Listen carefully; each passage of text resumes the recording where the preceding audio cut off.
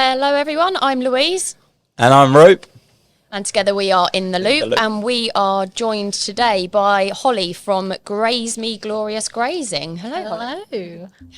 Thank you very much for joining us today. I know I explained to you a little bit beforehand, but this podcast is all about small businesses, where we've come from, the highs, the lows, everything in between. And I know I listened to a talk that you did about a week or so ago now, and whilst you were speaking, I just thought that's perfect.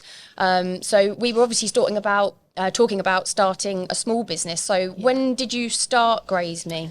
I started Grazeme when I got furloughed from my day job, and I did a bit of wallowing in self-pity because I'd done the first 3 months of lockdown, juggled 3 children, got myself in a place with my work where I was busy, and they suddenly furloughed all the UK staff. And so I was like, oh, what do I do now? So sat on the sofa for a bit, wallowed in self-pity, and thought, no, I can't do this for the foreseeable future, so I've got to do something else. And it came to me in a dream, actually. So for those who are listening that don't know what you do, what is Grazeme? So Grazeme is a niche catering company. We specialise in grazing boards, grazing tables. So we go to all your events and set up grazing tables in situ, so artistic food, beautifully laid out. There's no beige buffet, there's no curly sandwiches, there's no stale crisps. It's all beautiful artisan food that we lay out, or we can bring it to you on a board instead. And it is extremely eye-catching, I must say. Thank you. So what made you decide to do that? Because what you did beforehand was completely different, wasn't it? Yeah, I worked in the corporate world before. And I think, I'd always been sort of told that I was a logical brain. I used to be an accountant. I used to work in finance. And then in the latter years, I used to be a technical project manager. So I was always told, I'm a logical thinker. I'm not creative. And I think this dream that I had, it was a silly little dream that I had that me and my friend Emma owned our own businesses, and we were cool business owners. And I owned a grazing company and she owned a cupcake company, and we were just being cool business owners. Did she make the cupcake? She company as well? did, yeah. She did have she was doing afternoon tea deliveries things, and when I woke up the next morning and explained this dream to my husband, he was like, well, you have to do that then. So that's how it started. And then a week later we'd launched, and I cried because I was like, oh, I've got a real order from a real person that I just didn't know. Like, I couldn't even trace how they got to me. And yeah, it snowballed from there. And I was so far out of my comfort zone because before, I sat at a desk and I talked to developers all day and clients, and, that was my job. And then suddenly I was the forefront of everything, and it was just... It makes such a difference, doesn't it, to have someone that is supportive behind you. I remember when I left my job beforehand, again, a bit different to what I was doing now, but when I left and Luke, my husband, said to me, I'll support you all the way, and it makes it so much easier to take that step, doesn't it? It does. And I had the little comfort blanket of the fact that I was furloughed. I had money coming in, and that was like a nice little break. And then, I wasn't really sure how to grow a business. Like, what do you do? How do you get sales? How do you repeatedly get sales? And what was the first thing you did? Where did you decide to sort of advertise or put yourself out there first? The first things we set up, because my husband is an IT whiz, so he set me up with Facebook and Instagram. I didn't even know how to use Instagram. I was such a noob. Like, I had to have like a little training course with somebody to help me even work out what to do, because I had no idea. He set me up a website and a domain and all of that kind of stuff. And we did that in the first week. And I was like, oh, super proud of this. Like, absolutely, get that out there. Thinking, my mum would buy a box, my friend Rach would buy a box. And, I'd just do it on the side hustle. But no, it's kind of escalated. But one of my friends, Tara, she said to me, well, you have to come to networking. The only way to grow a business is to come to networking. And I was like, absolutely not. No.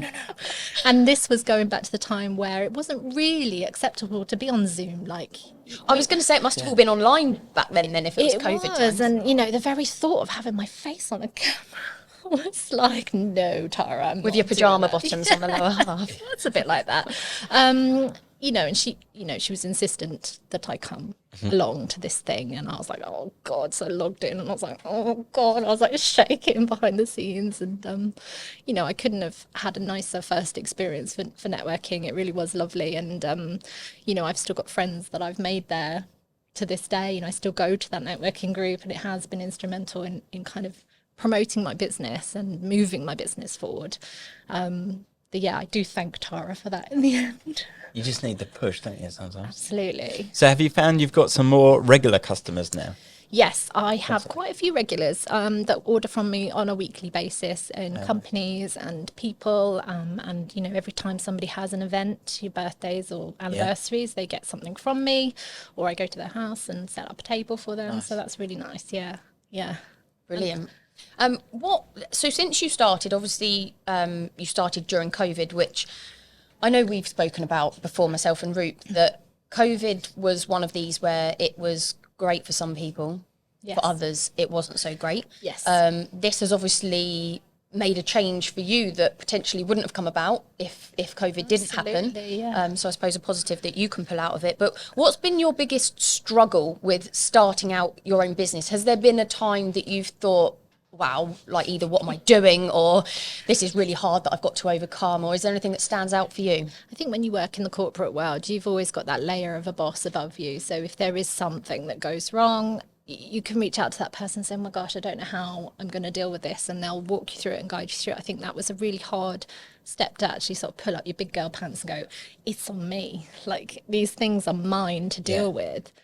And I think in the beginning, I really crumpled at the slightest hint of anything going wrong, you know. And when you look at it now, you look back and think the handful of things that have happened to me that have gone wrong, the way I dealt with them, I'm really proud of. But at the time, it just feels such a heavy weight. I think that was a really hard thing for me to go, okay, well, there is no one else here that can pick this up.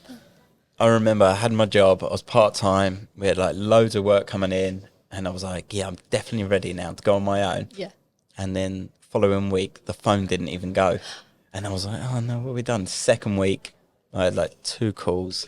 And then I thought, oh, I've made the biggest mistake. And then all of a sudden, it just took off. And then it does, now you just can't imagine ever going back. No, I did go through that with when they asked me to come back. So I was really kind of holding out hope that they might make me redundant. And then I didn't have to make that decision because my job was a job that I loved. Like you said, if furlough hadn't happened, I would never have left there. They'd have turned the lights off on me. I would never have left. And then this decision had to come. It's like, okay, so we'd love you to come back and we'd like to give you a big pay rise and we'd like to give you the job you've been after for 5 years. Here you go. It's all tied up in a bow. What are you going to do? And I was like, oh. That would have made that decision a lot harder, yeah.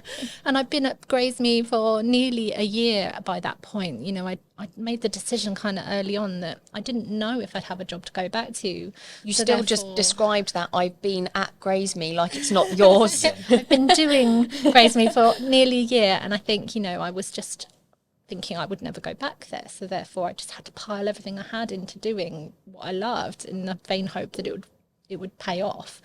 And it had by that point. And I was like, oh gosh, I don't know if I should go back. You know, I love my colleagues, my work, all of that stuff. But what if? Yeah. What if? So I took the what if. One of the things that you mentioned when I heard you do the talk, and obviously I follow you on Instagram and everything else anyway, and I've had quite a few of your boxes as well, so I know very much about what you do, but I also knew that you had someone that was helping you, but I don't think I realised till last week actually just how much you've grown. So now it's not just yourself, is it? You've got people that help you. No, I've got, including me, there's 7 of us now. Oh, wow. And that's not including my husband, who, although has his own job, he does do a lot of stuff for me as well. So he's all my IT and SEO and all that kind of stuff, which I'm hugely grateful for. Delivery driver at times. Delivery driver, head of rubbish management is what we call him. So yeah, perfectly in your world, Ruth.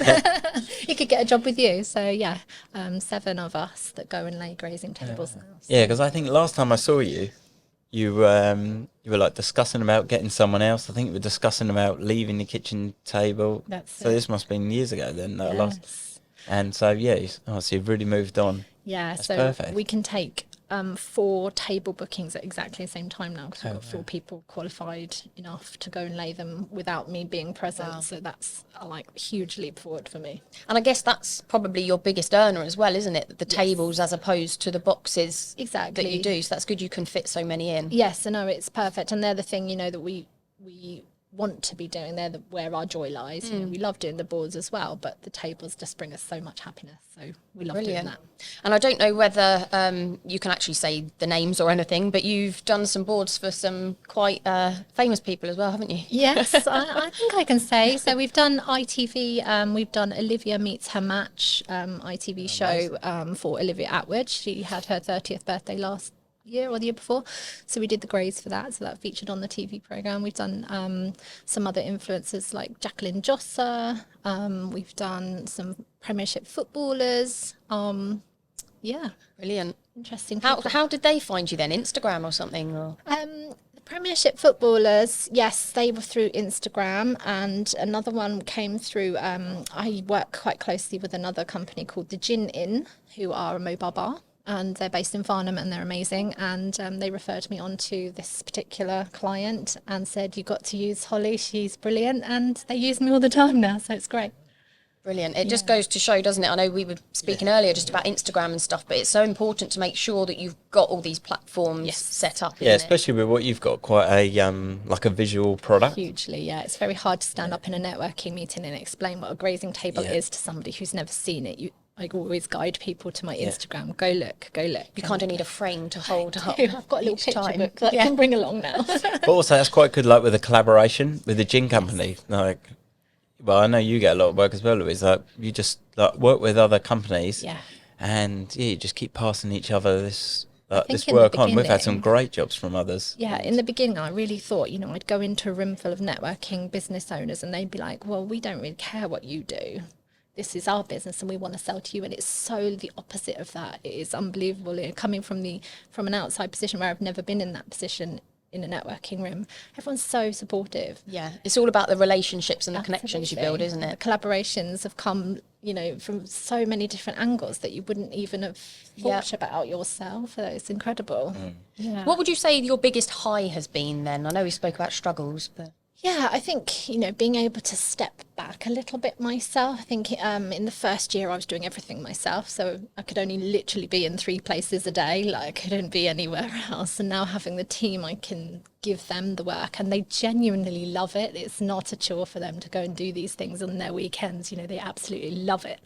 And that's really filled me with joy, because that means I can, you know, I still have a young child at home. You know, I've got 2 older ones, but I've got a small 7-year-old who still wants mummy and still wants to play and wants to go on the trampoline with me. And, you know, I've missed all that for the last couple of years. So now I'm able to step back and say to the team, you go facilitate that. Yeah.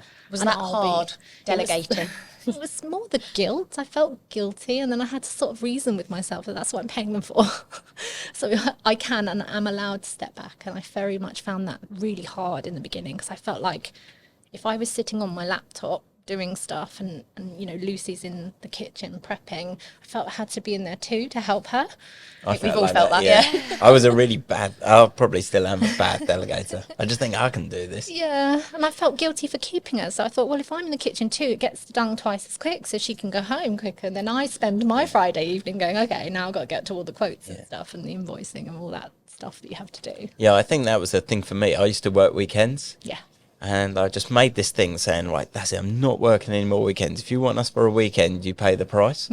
And a friend of mine who also owns a waste company, he had a little girl, and I said to him, give up the weekends. You won't really miss it. You won't even notice that actually the money's not there. Yeah. He did the same thing, and now that's it. It won't work. It's so important to put those boundaries in place, isn't and it? just make yourself these boundaries. Absolutely. Work flat out in the day. I know. But the weekend, give yourself the time. Absolutely. I found myself in the evenings doing exactly that. You know, a lot of the people that are my ideal clients are people who, like me, have got children, and they've done their entire day. They go and put the children to bed, and then they're like, right, now it's life admin time. So they start messaging me going, okay, I want this or that.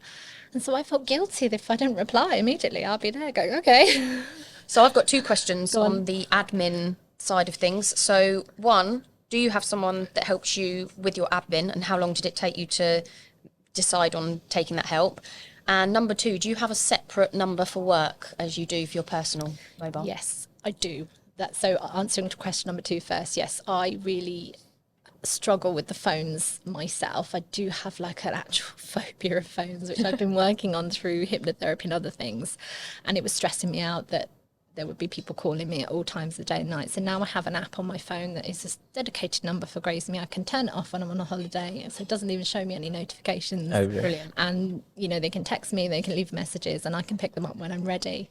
I think one of the things my business coach said to me was, if it really does send you spiraling, put an answer phone message on your thing that says, I will come back to you at the end of the day. Yeah. And that's helped me tremendously. And which app is that then, for just in case anyone listening?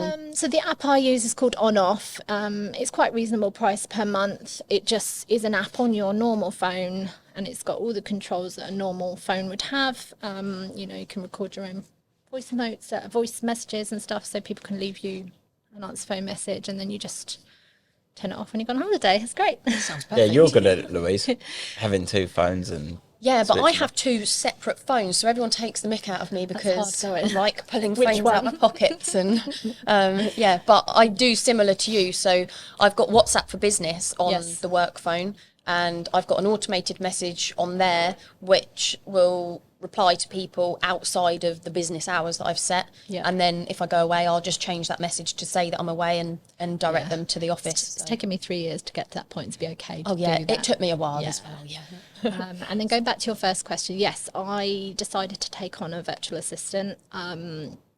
She actually approached me. She started up her own business and was like, oh, you know, I see you. She's a school mum at the same school my son's at.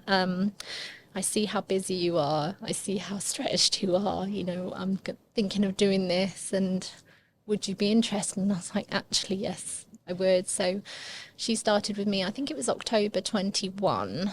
And I sort of drip fed her bits and pieces in the first sort of 6 months. And then she started taking over the whole quoting and invoicing process. We changed our booking system, so had to retrain her on all of that. And now she does the whole customer experience. She does all the follow-ups. She does all the like emails to them, checking the final details. She does all the invoicing. She does the chasing of the invoicing. She updates our booking system. Like, I don't have to really get involved at all now. So my inbox has gone from like 40 unread every day to like 5. It makes such a difference though, doesn't it? I know I've got someone that helps me, and Rupe's got a Michelle, as you described. I can't live without Michelle. No, I can't live without He actually Jen. stole Michelle Yeah. off of me. But I think really with Michelle, like I've had someone else did our admin. I tried the virtual assistant, and even I spoke to someone the other day, and they said, "This is what I need. I really need someone else." Yeah. And I said, "Best way to do it is, would you let them see all your emails?" And they said, "No." Would you let them see all your stuff on Zero? No. And I was like, yeah, that's how it works for me, because I'd like handed everything over. Yeah. When I don't, and then I was like, oh, I'll go through it, and then do you that end up bit, doing yeah. it yourself.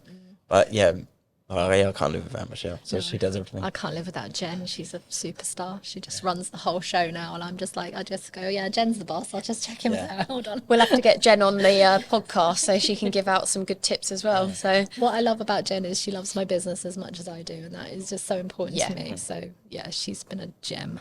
How did you find, so in the lockdown, like loads of other people started businesses, did you, I know like one time we spoke, you had this like new competitor. Did they stay on, or they went, or did a lot of people start and leave? Exactly that. So I think, you know, what's different about Grazeme is it's my full-time everything. And I think a lot of people started exactly the same way I did, and there's absolutely nothing wrong with that. But, you know, they were trying to juggle it alongside a job, a child, everything else that goes with a busy life. And ultimately I've seen lots and lots of them drop away in the last year or so, because, you know, people have come out of the pandemic and they've gone, well, I want to see people. And that is either in a pub, a restaurant, or a grazing table, or another setup like that. They don't want the box deliveries that we were doing in such abundance during the lockdowns, because they're sick of being at home. They want to go outside. And I think a lot of my competitors started off just doing the boards and the boxes because it was an easy win. You know, people were ordering them in because they couldn't go anywhere else. And then when it came to actually setting up the grazing tables, they didn't have the experience or the next step. Or, they didn't have that next step. And, you know, a lot of the time when you're trying to do that juggle between two jobs it's cash flow, isn't it? You know, they needed a lot of money because these items that we use are expensive. And if you don't have that paid up front, how do you facilitate that out of your own pocket? It's very, very hard. So I've seen a lot of people drop away. So whereabouts are you located, and what is your delivery radius, and can you post or send, or what you know, if people are thinking about doing this themselves? We're based in Camberley, and for grazing tables, which is where we come to your premises and we take your dining table, your island, your pop-up table in the garden, we put greaseproof paper down and we go and we lay everything on there. We tend to travel around an hour and a half radius of Camberley, so that takes us, you know, up to into the west of London and up to Marlow and round sort of Basingstoke, Alton, Guildford, Godalming and around. We've all been much further afield than that. We've been down to Weymouth and Wales and Oxford and Essex and Brighton, so we've been everywhere, and we just charge a mileage fee for that. So that's, you know, up to the recipient whether they want to pay that or not. With the boards, we stick to 20-mile radius, which is actually quite fast still.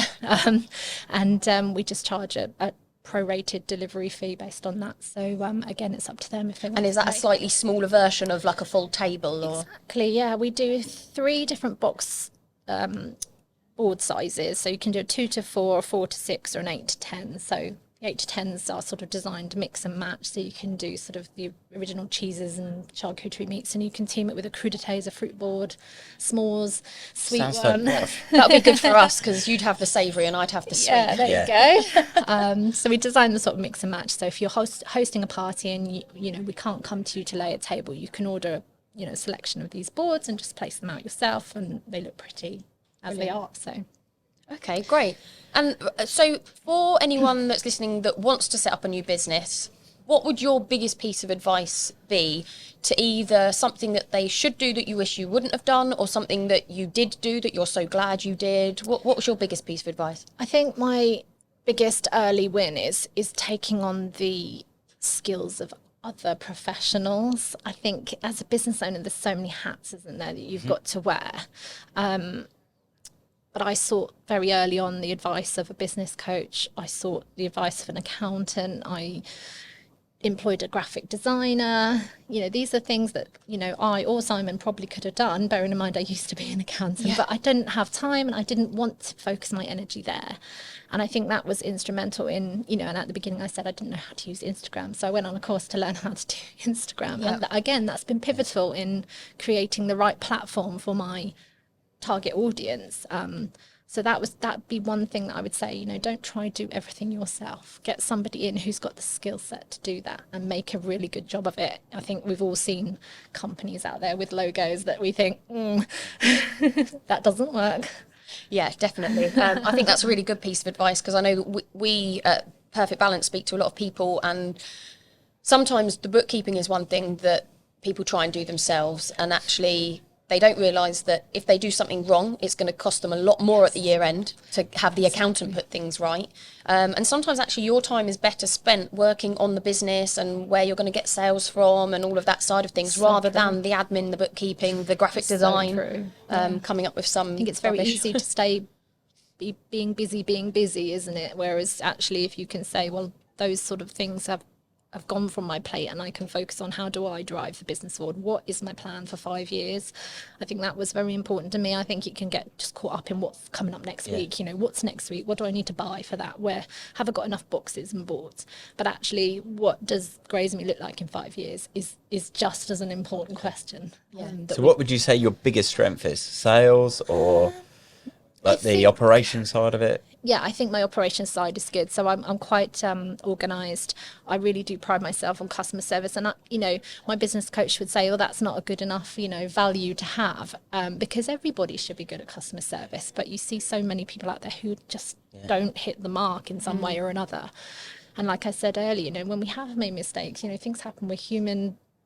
system glitches, whatever's happened, we've put it right. Yeah. And we've done it in the best way that we possibly can. And I think that is testament to how much I really care about my business and want to do a good job for the people that are buying from me. So Let's face it, if the customer service isn't there, you're not going to get repeat custom, and you're not going to get those good reviews and referrals from other people, are you? exactly that, yeah. Actually, I had that this weekend. I made a bit of a boo-boo, which was my own fault, but you have to put it right. And on the surface, I look like a duck floating nicely, and underneath me, it's like. But you dealt with it. You deal with it, and then you think, oh, thank God. And then after they said, oh, right, yeah, well, we'll see you next year. And I'm thinking, perfect. Oh, right, perfect, yeah. Good. So just to wrap it up slightly, so firstly, we have a question. We've got a few questions that we're going to ask, different question to each person. So our question for you is, if you could only have one biscuit for the rest of your life, which would it be? Oh, God, that's hard. I really like those oat bites or whatever they're called, the honey and oat things. Oh. What are they called? Don't know. Bit fancy for us. Obviously, mine would be one of the McVitie's VIP, the one like the digestive, the caramel and the chocolate. I do quite like a fig roll, but I don't think I could deal with that for life. That would be a stretch, but yeah. And for anyone that's been listening then, where can they find you? What are your social media handles and where? I am on every social media at Grazeme Food. That is the social media handle for everything. If they want to connect with me on LinkedIn, they can do. It's Holly Stackpole. And the website is www.grazeme.co.uk. Perfect. And can you order online as well? Yeah, you can order online for the boards. You can make a quote request. So if you are thinking, oh, I've got a wedding coming up next year, you can pop on there and put the details in and we send you a quote back. Amazing. Nice Thank you so much. Thank you for having me. No, Really thank appreciate you. it. Oh, yeah. And thanks for being our first guest. Yay. Yes, thank you very much. You're so welcome. Well, thank you everyone for listening. We hope you've been able to take away a few pointers from that. And as Holly said, you can find her on social media at Grazeme Food. So please do give her a like and a follow and keep an eye on what she is doing.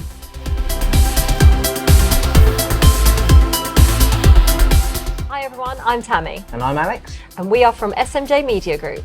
We create fun-filled content for local businesses and for you guys to enjoy. If you enjoy our content and would like to see more and let us get more creative, there is a way you can sponsor us at buymeacoffee.com/SMJ Media Group. and buy us a coffee.